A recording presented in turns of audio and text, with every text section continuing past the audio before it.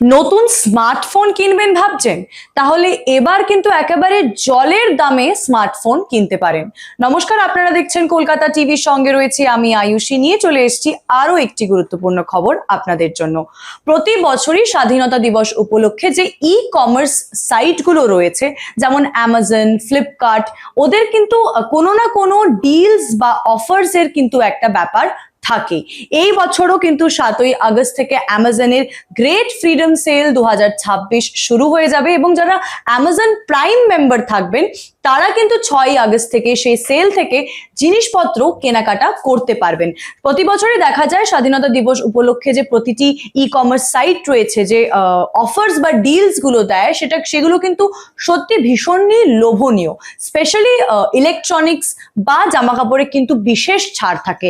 এবছরেও কিন্তু স্মার্টফোন অর্থাৎ ইলেকট্রনিক গ্যাজেটের যে ক্যাটাগরি রয়েছে তার মধ্যে স্মার্টফোনের ক্যাটাগরিতে কিন্তু ভীষণ রকমের একটা ছাড় দিতে চলেছে অ্যামাজন।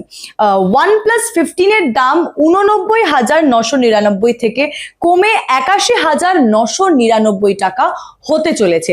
তার সাথে সাথে স্যামসাং গ্যালাক্সি S25 আলট্রাতে বড় ছাড় মিলবে।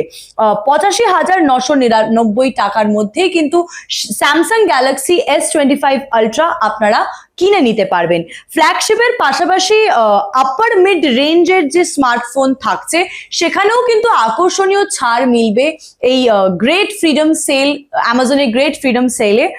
নির্বাচিত ব্যাংকের ক্রেডিট কার্ড যদি আপনারা ইউজ করেন বা ইএমআই নেন, তাহলেও কিন্তু 10% পর্যন্ত অতিরিক্ত ছাড় মিলবে। অ্যামাজন পে ইউপিআই দিয়ে পেমেন্ট করলে 150 টাকা পর্যন্ত কিন্তু ছাড় বা ক্যাশব্যাকও আপনারা পেতে পারেন। তার সাথে অ্যামাজন পে আইসিআইসিআই ব্যাংকের ক্রেডিট কার্ড যদি ব্যবহার করেন তাহলে কিন্তু নির্দিষ্ট কেনাকাটায় পাবেন 5% পর্যন্ত আনলিমিটেড ক্যাশব্যাক। স্মার্টফোন ছাড়াও ল্যাপটপ, ইলেকট্রনিক্স ও অন্যান্য গ্যাজেটেও কিন্তু বিশেষ অফার থাকবে। সেল কতদিন চলবে তা কিন্তু এখনো বলা হয়নি।